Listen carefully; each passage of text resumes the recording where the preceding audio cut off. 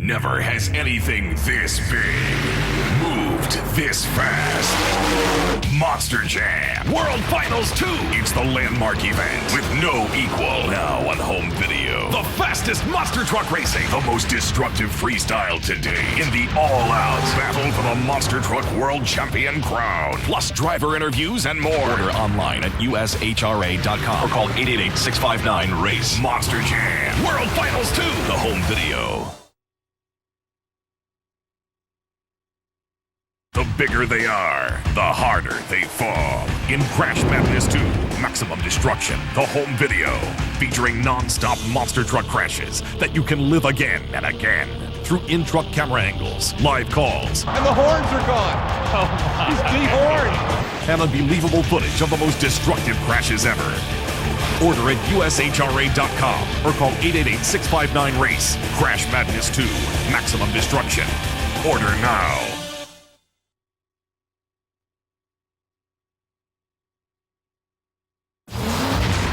Gotta get the gear. Go to motorsports.cc.com and get the official Monster Jam gear. The Gravedigger visor, diamond plate hat, hockey jersey, and more. Plus the brand new 2002 Monster Jam wall calendar. And get the latest merchandise from the ultimate motocross events on the planet. Log on to motorsports.cc.com and get your official fan merchandise now.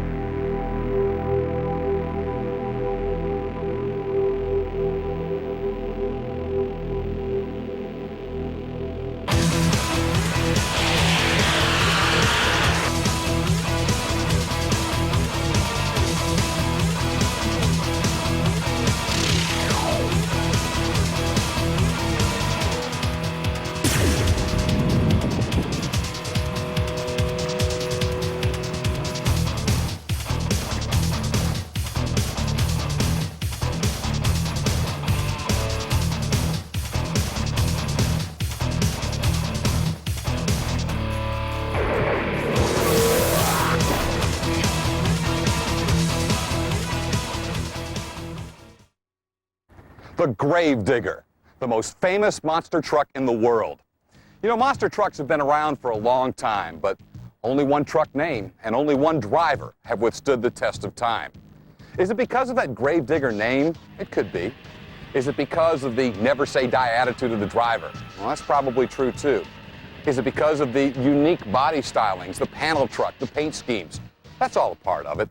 But it's more than just that, because there is one fact without a doubt, that over the course of monster truck racing history, this truck has taken some of the wildest rides ever.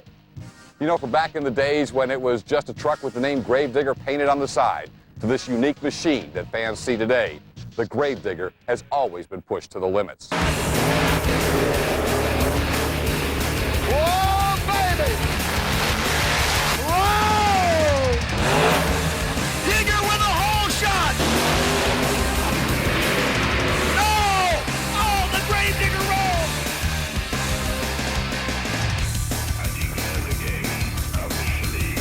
On the start, Gravedigger pops a wheelie! And it's all Digger on this race! In the beginning of my career, when I first started out, we started out mud bogging, and we started getting a lot of attention when the truck was really big, and I drove the truck wide open. You know, we started driving in mud pits.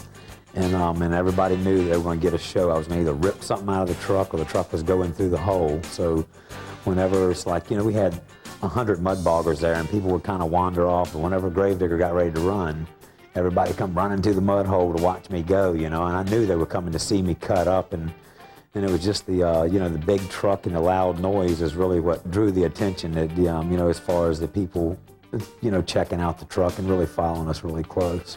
He did the, you know, the local mud bog, and we went to every one of his races, and it just excited us so much. You know, whenever he would win just those little local shows, you know, Dennis Anderson realized that with the Power Tracks and the Super Tracks and the Tough Tracks television shows that debuted in the 1980s, he had a vehicle to now push the Gravedigger monster truck out to millions and millions of fans.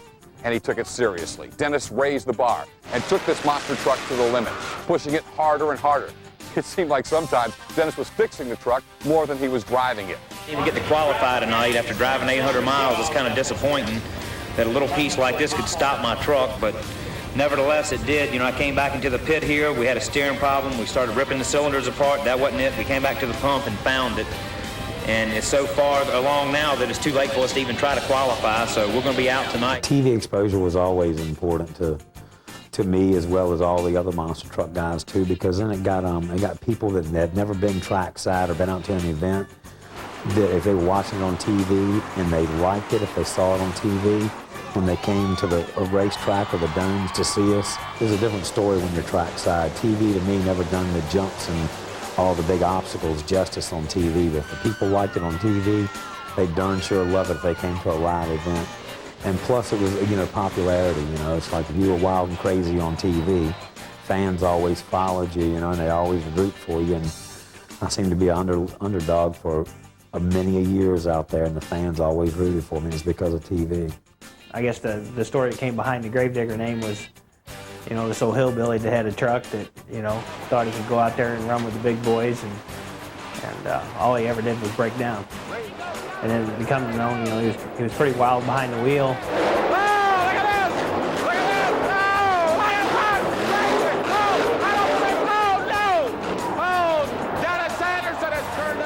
You know, you start seeing more and more on TV. We've got a couple of them here. This is Dennis Anderson, driver of the Gravedigger, an old panel truck. Which we weren't running a whole lot of TV series back then, but, you know, you've seen him on TV, and he got pretty wild. In the early days, every time we saw Dennis Anderson in the Gravedigger, it was an experience. And, you know, his interviews were as wild and unpredictable as his driving style. A lot of times we have to pack up from one show and travel 1,000 miles, and it's rough. I mean, it's not Disneyland out here, you can believe that. If he was racing side by side or in a single qualifying run, Dennis Anderson and the Gravedigger were going to put the hammer down every time and show everybody what they were made of. Well, there was not so much sponsored competition. It was one-on-one, and the people who competed against you were actually, you know, run what you brought.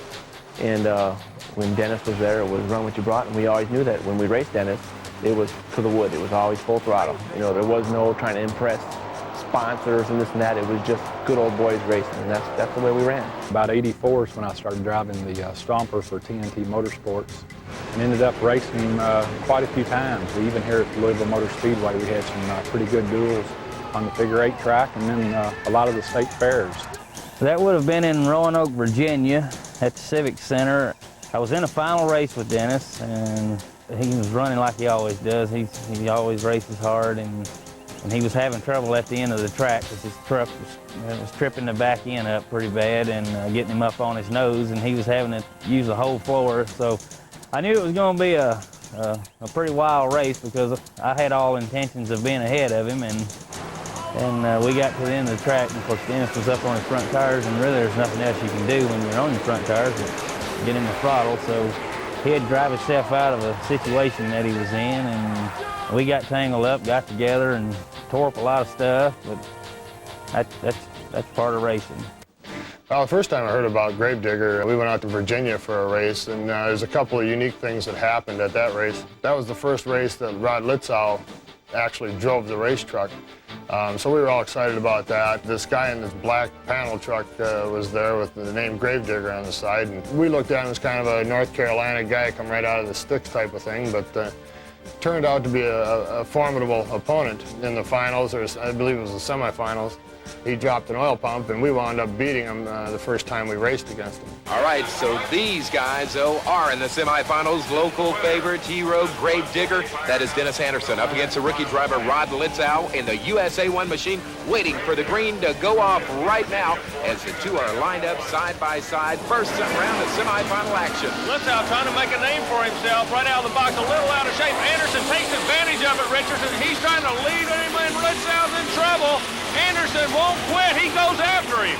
Dennis Anderson is going to get the win over Rod Litzow in the USA 1 machine. Yeah, I think I just wasted my motor. I might have thrown a rod in it, and when I pulled up here, I noticed I lost oil pressure, and so I'm out now. Back in like 88 or 89, when we first started doing the Louisville Motor Speedway, racing the big figure eight, that was the longest track we had ever seen, not only in length, but I mean in time. It took us to get around there. Well, I think we were running turning times of 50 seconds up to 60 seconds. And it was a long track. Dennis, he had some wide, flat Firestone tires that would really hook up on that asphalt really hard. And, he could go into turns faster than anybody else. And, he would hit that figure eight. The cars were sitting in the middle, and he would hit it wide open. And to go there and to beat him and to win some of his fans over, it really made me feel proud, for the Carolina Crusher team. Actually, anytime that I raced a digger truck, I think I usually ended up the winner with all just showing off truck. It was pretty consistent. I can remember one of them, Nashville, Tennessee, I believe, that I ended up the winner there that night. It was me and Dennis in the finals. First time I ever heard of Gravedigger was probably in the mid-'80s. Somebody told me there was a madman running around with this big four-wheel drive truck that had big Terra tires on it, and it was a panel van. You heard it from here and there and everywhere else around the industry, but I really wasn't into monster trucks that much. But by God, we turned on television one day, and there's this wild man called Gravedigger. And back then it was, Army Armstrong was kind of helping them out and doing all the commentating for all the monster shows at that time. And there was Dennis, he was known for one or two runs and he was broke. But man, those couple of runs that he put down was really crazy. Well, I can remember exactly where I was when I met Dennis Anderson, and the first time I ever saw the Gravedigger, it wasn't a 1950 body style truck, it was an early model Ford, like a 48 or 49 Ford sedan delivery. We were at Raleigh, North Carolina, and this fella asked me about monster truck. He said, "Sir, I got a monster truck, I'd be interested in racing." And he said, "I've done a lot of mud racing and everything, but I want to get over on the monster truck side of it." He did run that day, and as a matter of fact, one of the runs he made was one of the most fanatic.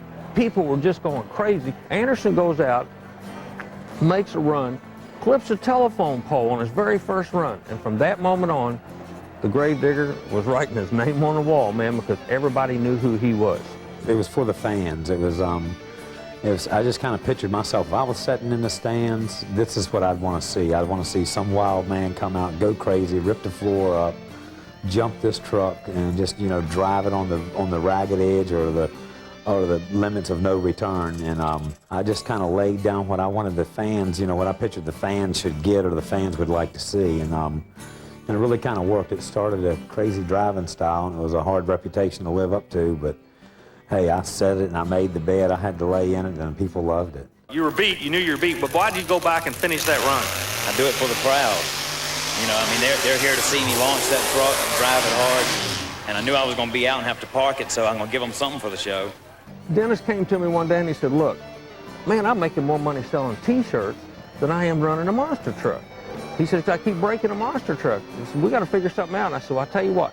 Put a light behind those red lights on the front of the truck. When you come in the arena and get ready to make a run, when you hit that switch and I see two red lights come on, I know that truck has got one good run in it, and that's it. And after that run, those folks can go up to the grandstand, the top of the grandstand, to the T-shirt place, and meet Dennis Anderson, the driver of the Gravedigger. Because when I see the red lights come on, I know you got one bonsai run, then it's time to sell T-shirts." We basically had one shirt, one hat to start with. Now, Gravedigger was back then and is still now the hottest monster truck on the circuit, or for that matter, in the world. We've come just full circle with the merchandise, from 2 shirts to, 75 items with, light up lights, die-cast toys, models.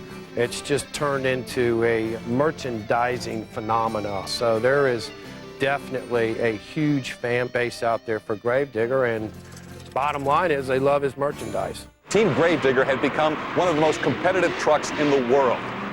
My truck has really gotten popular in the last couple of years because of my wild driving style. It's an old, unique truck. It's a different truck. And I'm an underdog coming up from the bottom, coming to the top quick.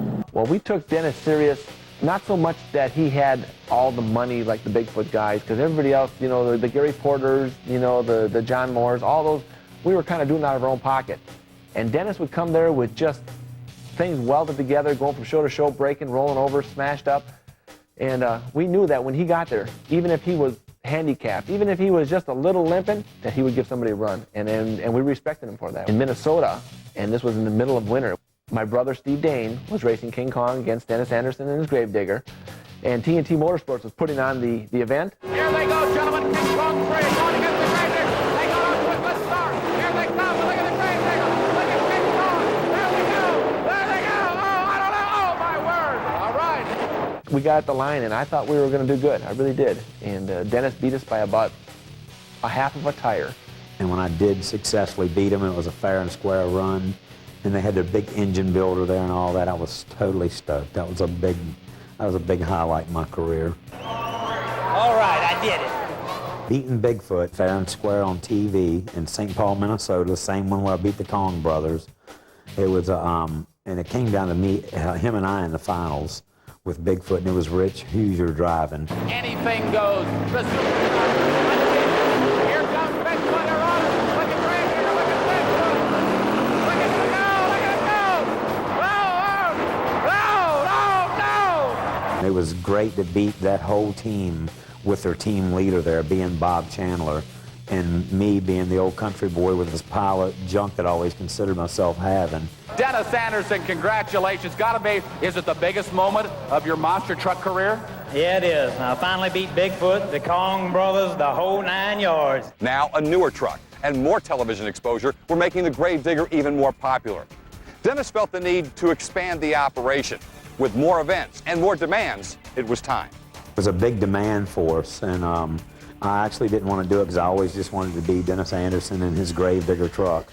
But there was a big demand for it, and there was several other promoters that put on shows at fairgrounds, domes, and coliseums, and we needed more than one truck for all of our fans out there. And so, number one, I guess it was for the promoters, but then getting it out for all the fans, because just running one truck, I couldn't do but so many venues a year. So I figured if I put, 3 trucks out there, we're going to get 3 times the exposure. The people would get to see the truck, and I could rotate my drivers, and I'd finally come through their, through their states or their towns myself and put on a show.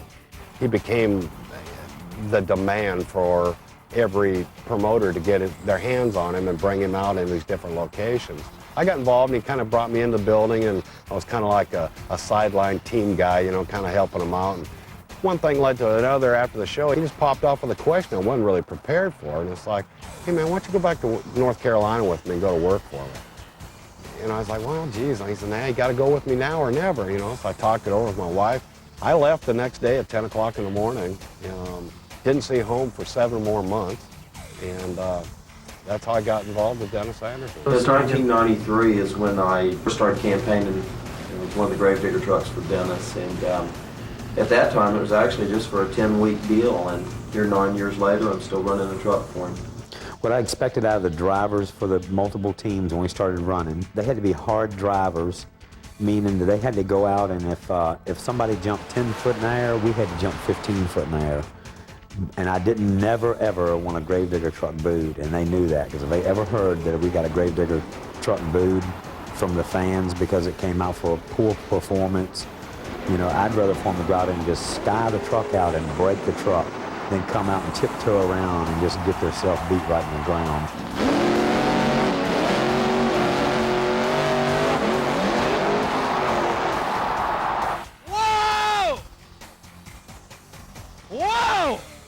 So they had a good set of shoes to fill there, and it just took them a while to get used to, griping at them about go, go, go, drive the truck. But then if they go driving the truck too much and tear it up, there's a limit that you try to stay in. I always tore up the most. So I didn't want them to tear up no more stuff than I tore up, but you could almost tear up as much stuff as I did. But it was a pretty hectic job for them, because not only did these guys come out of a no-name monster truck, and I'm not taking anything from any trucks out there, but these guys went from getting, 35 people cheering for them to, 25 or 30,000 people cheering for them. So it was a lot of pressure, just an intro, standing on the tire of that Gravedigger truck for these drivers to hear the cheer and the fans after the show. So not only was I putting a little pressure on them, the fans put the pressure on them too. But it's a good pressure. It's a pressure to make everybody go. Wow, what the world were you doing, man? Hey, I came here to put a show on for Dennis Anderson and all the people that stand behind Gravedigger, and we ain't never gonna let you down. Yeah! He had a reputation to uphold. And for the longest time that I worked for him, I didn't try to be Lyle Hancock. I tried to be Dennis Anderson in a lot of ways. The way I perceived the people, how I dealt with the children. Short of anything but a win in a Gravedigger for Dennis has always been a statement that it's nothing but last round losing. There's no glory in second place. And as time's gone on, I've learned to value that very much. The exposure Team Gravedigger was getting from the expanded truck roster and even more televised events kept the team going into the mid-90s. Dennis Anderson and all of Team Gravedigger were racing against all of the top drivers in the world. We was in Minneapolis there, straight line race. And as you know, with the straight lines, the horsepower is it. You know, the guy's got to get off the line and get going.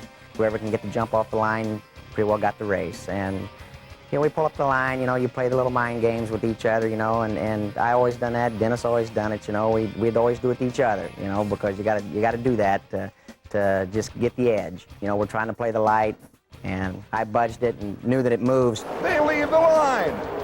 An incredible race. I thought I caught the light just right, you know, pulled it away and thought I had to win, you know, and sitting there at the end, you know, we had to watch the video. They was playing it over and over, trying to figure out what happened, and they called a red light on me. I probably should have sat up there before the line and just took a couple minutes to myself and mellowed out a little bit. You know, I was a little anxious getting in the line. I knew we was going to have to play the light real good.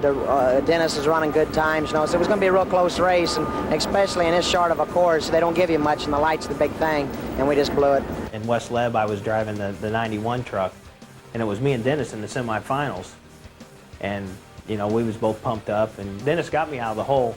He jumped over the first set a little far. I took it a little easier. In no man's land, Dennis got a little squirrely, and I went by him a little bit, coming over a second set of cars. Dennis kind of out of control right there, as he does most often. Come over, finish. I ended up winning. Dennis slid sideways, ran up, almost ran into the barriers up top. West Leb was a very fast track. Yeah, and then after the race, I was thinking maybe they'd come over and interview us. It come to be that they interviewed Dennis instead in front of our truck, and you can see us kind of working in the background, get ready to go for the next run. Racing against the Gravedigger team and Dennis Anderson. And one of the most memorable times was we were in our home state again. It was Tampa, Florida. At that time, it was the Houlihan Stadium. My God, I had him, I think, second round, and it was a photo finish. We got some ballistic air. And he come out the victor on it. Of course, you know, it was a fan favorite at that time. One of the biggest memories I've got is it was back when we was running one of the points races there. You know, it came down to me and him in the finals, and he had lane choice and stuck me in a bad lane, and I had to do everything I could do to win because I got put in a bad lane, and fortunately I came out on top that time, and I won the whole race, so that was kind of very memorable. You know, you talk about wild rides with Dennis Anderson. You know, I've seen him save it in the Houston Astrodome. I saw him save it in Pontiac. One place he wasn't able to save it, it's right here at Lebanon Valley, turn number 1. Dennis is racing Bob Fisher. They go into the turn.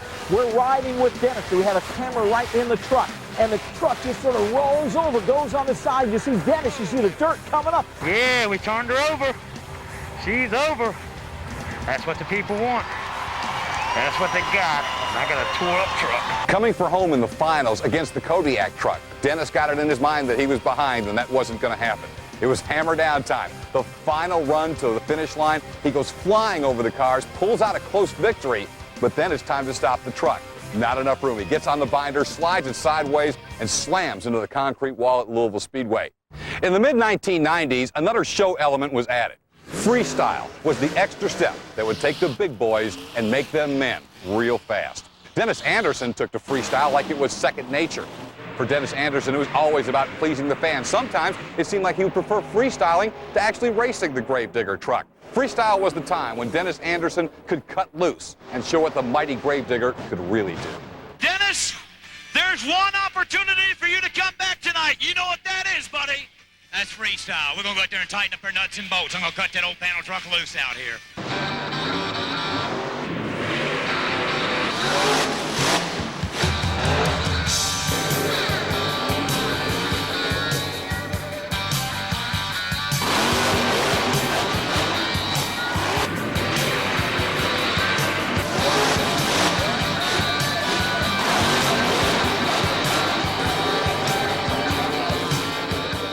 my style came from watching other trucks.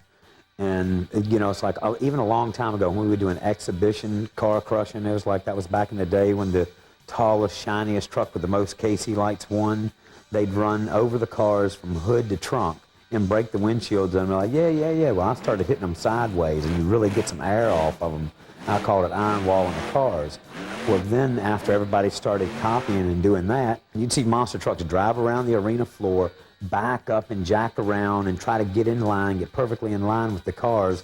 Well, that's really boring. It's like, come on, guys, get moving. I'm sitting in my truck, you know, all strapped in like, go, go, go, go. And it would really kind of irritate me. So then I'd go out there, I was like, this is how you do it. It's Digger time! So I'd just keep a steady, I never backed up in my truck. When I went driving out that door, if I backed up, it was because I slid up into the corner and got myself hemmed up. I always kept a forward momentum going on, and I didn't hit the same obstacle twice. If it felt really good, not unless I was going to come back and try to jump bigger the next time. And my style was, as I always kept in my mind, is like, okay, you got to bore them before you can thrill them. So you start off easy, kind of trotting, and then at the end of the deal, you're just running as hard as you can go, and you're just falling on the floor or whatever it took, you know. And it really worked out good. There's a lot of people out there that follow my freestyle that I started a long time ago now. As Dennis Anderson and Team Gravedigger moved out of the 1990s, a new outlook came along, as well as a new TV racing series. Dennis captured his first world championship on TNN Motor Madness. Dennis Anderson, you know he's got the championship, but he really wants to win here in St. Louis. You can see that in his eyes. He talked about the problems that he's having with his back. We certainly hope that he's feeling okay, because it really does shake you around a little bit, especially on this course. You see the checkered flag on the back? He's got that for winning the race a week ago, but the flag used to belong to that man, Bulldozer. And Tom Mintz, and Bulldozer gets a lot of air, as he usually does, around that turn here. It's Gravedigger. They're even. They're dead even. They are dead even. We will see how they negotiate this final turn. Digger does it very, very smooth, but so does Tom Mintz. He's got some horsepower. Let's see. Oh, my. That's too close to ball. That is all. Oh, my. This is, we're going to get it on the actual mic. I got to tell you, this is now the rivalry in monster truck racing. The superstar for years, the icon of the sport, Dennis Anderson. He kind of got himself slapped around a little bit here a few weeks ago on Motor Madness when Tom Mintz came in and dominated. It's meant a lot to Anderson to come back and beat him. And I'll tell you, he goes all out against this guy. What a race. And we hear Dennis Anderson has been declared the winner. That was the most incredible race I think we've seen all season. I know it. It was in the second round. I couldn't believe it was being Tom. He knows he's got to go full out to beat Gravedigger. And let's remember that Dennis Anderson has had a little problem with his back as he points that nose down over that first jump. He said, you know, that's a problem. It almost knocks the wind out of him. So we'll see what happens and how it affects him as now they come around and take this final turn. Digger. Oh, my! Gravedigger! What a piece of driving. What an incredible save that was, Mike. Crusher's gonna win. I thought it was great that I captured this championship, but then it's like, once I captured it, it was cool, but I wasn't used to winning them, so it wasn't really a great big thrill to me, because I've known like Bigfoot and USA 1, when they were on their winning streak, they won these championships back to back and barefoot, the people got sick of them. They were always cheering for that underdog, and it was cool because I haven't consistently won a championship since then. But it's like, you'll think about it, if you really win every time consistently, nice, smooth, clean racing, whatever, the fans, they need that underdog guy that's on the ragged edge. This dude will really get them if he just doesn't tear up a wreck. And I think there's a bigger crowd following for them, a fan following for that. So I like the category I run in, being wild and crazy, and maybe I will and maybe I won't. We pulled the championship off. I didn't win here, but I didn't have to win here. I already had it wrapped up once I won that first round, and we knew we were in there. And this isn't all we get. We get some money back there somewhere, too, I guarantee that. Over the years, Team Gravediggers had their share of rivalries, including Team Bigfoot, USA 1, Gary Porter and Carolina Crusher, and of course, Fred Schaefer and Barefoot. And moving into the year 2000, the biggest rivalry in monster truck racing history was developing. Dennis had a new truck and a new driving style. But now there was someone out there who wanted to knock him off the top of the mountain, who wanted to take the limelight away from Team Gravedigger. And Bulldozer living up to the top. Grave who? Grave digger? Who's that? I'm trying to figure out what I want to put on that flag. Well, we're going to see right now what that 50 Chevy panel wagon can do against Bulldozer. Love the look of both of these trucks, and I think we got a good one. You know, Dennis is trying to stay as the king of the mountain, and here comes the kid who's going to try and knock him off the top, Tom Mintz. What a great showdown this sets up to be, and make no mistake about it, Tom Mintz is brimming with confidence. He believes he's going to win this race. There's never been a driver more confident, though, than Dennis Anderson. Both these guys expect to win this race, but only one's going to the finals. Todd Frolick's got to love it barefoot. Let him go after each other. You know, he's going to sit back and wait. We're in the final run here of the semifinals. Wide turn by Dennis, that hurts him. What a great turn by Tom Mintz, and Bulldozer living up to the top. He's done it. Oh, the crowd is stunned here as Bulldozer and Tom Mintz, look at the excitement. I knew that dude right there was going to be trouble. He ran hard, and he freestyled the truck good. He's going to have a lot to deal with, you know. This thing's running good, and we're having fun. That's the best part about it. And I could tell back then he would watch me freestyle, and I've been to a few shows with him where nobody else copied my style. Tom started copying some of my style. He always kept rolling for one thing. Then cross threading the cars and going all, you know, crossways of the track where the other guys wouldn't do it. Anything that I would do, Tom would do it. If Tom could do it better and got a chance to do it higher, faster, or harder, he would do it. So I had him on my tail all the time. He's a tough competitor out there. You know, he's been the man for so long. He really has. And he knows that I want to be the man. And he doesn't want to pass that torch over yet. He's not ready. He still has that fire burning in him. I think another thing is we're a lot alike, you know. We both honestly came from nothing to become, you know, pretty big stars in this sport. And, you know, we both have a lot in common, too. I mean, I really do admire the guy. But at the same time, you know, I want to be the better guy. So, I mean, that's what keeps the fire going in the rivalry. Well, there he is. Goldberg's here tonight. And listen to this crowd going nuts. I'm an avid car collector. Just bought me a dragster last week. Got a lot of bikes. But I was missing one thing in my collection. So, tonight, here it is. There it is. The Goldberg monster truck. I hate Goldberg. I don't like the truck. I like Tom, and I've always liked Tom and probably always will. I don't like that truck. It's an ugly looking whatever, and I don't like bringing the wrestling in with us. You know what I mean? It's like this guy, he's already got his fans following him. You know, if you're going to come in here and you're going to earn it in the dirt, you're going to have to come in here yourself. Don't come walking in with a shiny cape on and your shiny gold teeth or whatever and spitting with this attitude at everybody. And the fans do follow it, and that's what irks me. You know, it's like, you know, that's wrestling is wrestling, monster trucking is monster trucking. So if you're going to earn it, you're going to earn it in the dirt. With a hot young gun now on Team Gravedigger's trail, it seemed like every time these two trucks met, it was an event. It was hammer down time every time.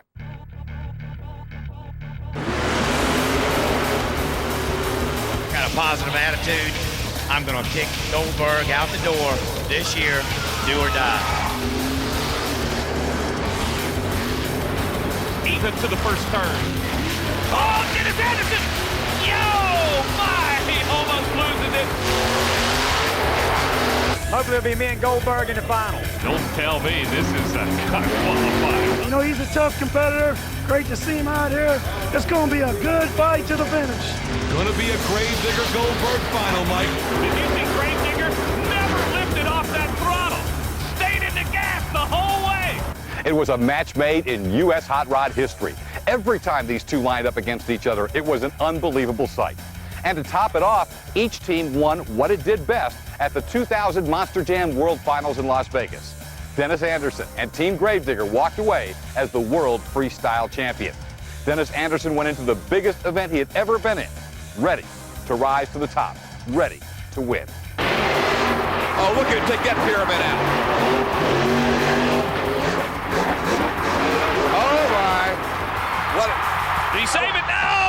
first World Finals in Las Vegas, Tom Mintz and Goldberg, he was going to be the toughest competitor there for not just me, for everybody that was out there, and everybody knew that.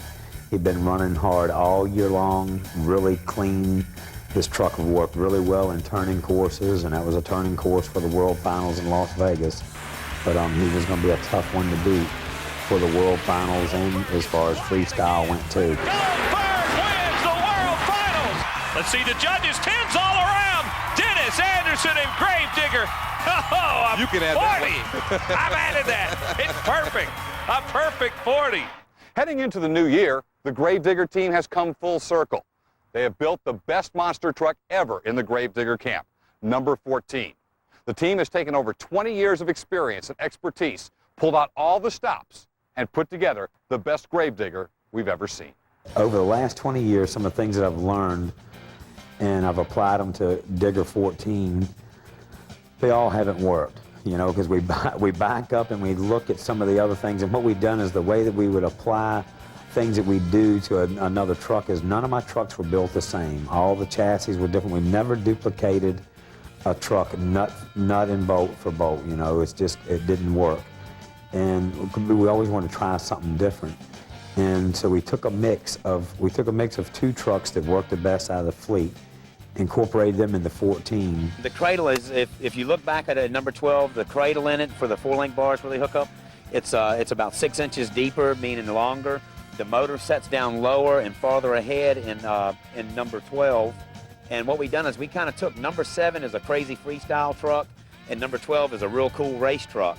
So we kind of wanted to get a happy medium going on there. You know, I had bad luck with number 7, man. It was just, I couldn't race it, but it would freestyle good. And so hopefully we've hit it right down the middle. But no matter what number Gravedigger, Dennis Anderson, or one of the other Team Gravedigger drivers was behind the wheel of, you knew the truck was always pushed to maximum capacity. So what's next for Dennis Anderson and Team Gravedigger? New trucks? More than likely. More new fans? Well, you could bet on that. Up-and-coming drivers?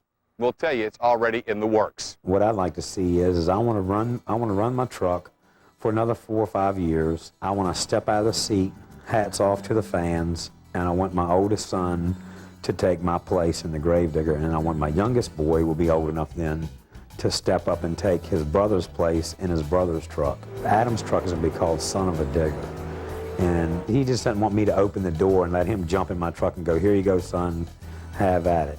He wants to do his own thing. He's got his own name. He wants to build his own name as far as a person, a driver in the truck, and I'm the one that's kind of making him, you know, stick close to Dad, because I want a second-generation monster truck driver, and he'll be the first ever to succeed, and then I'll have him and his brother take over the whole operation, and that way I can just be I can be a trackside coach. I'll just be a old thorn in their side for them, probably.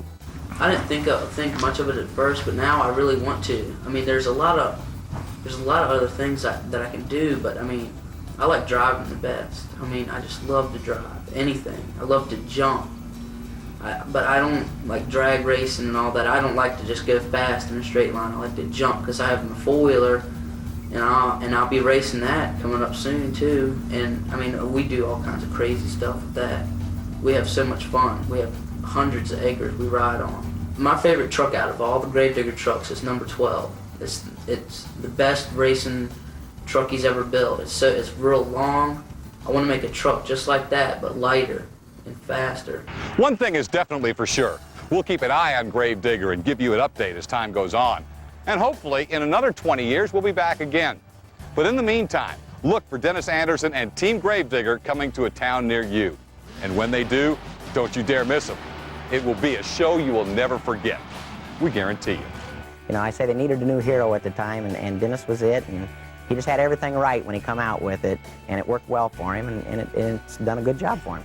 I think Dennis has lasted this long in the sport because his back can't do anything else. He can't work a regular job anymore. When he's 60 years old, we'll be racing in wheelchairs.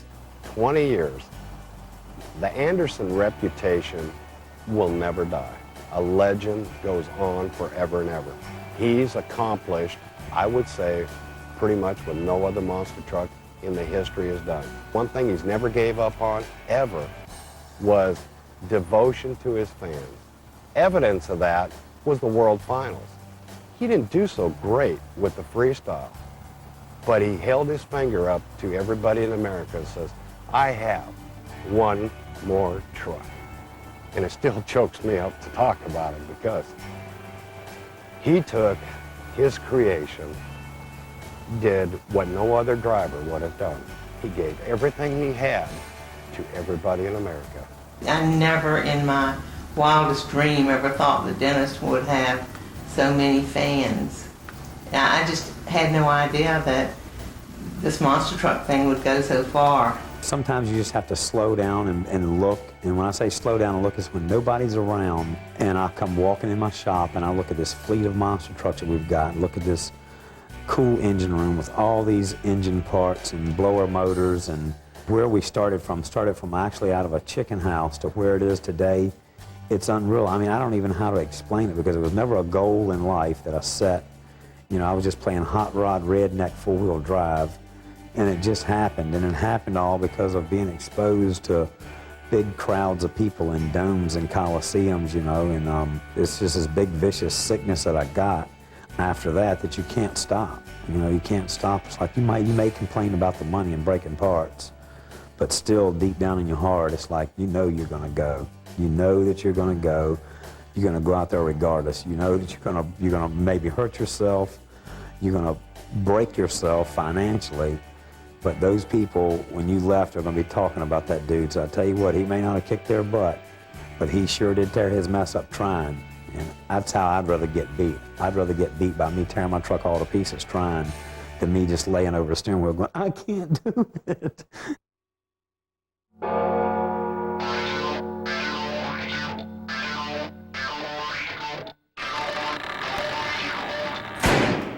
Rest in peace.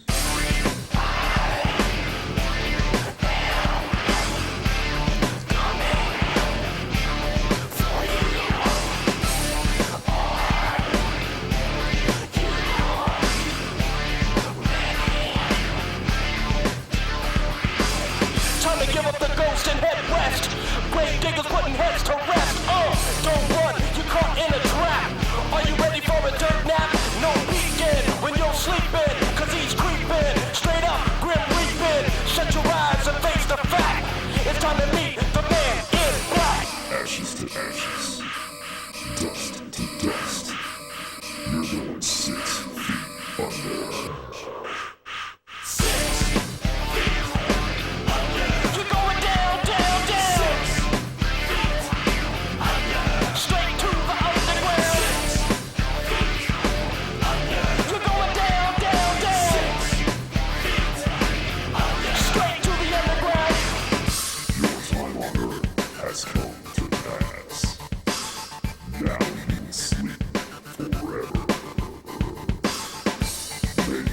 Mercy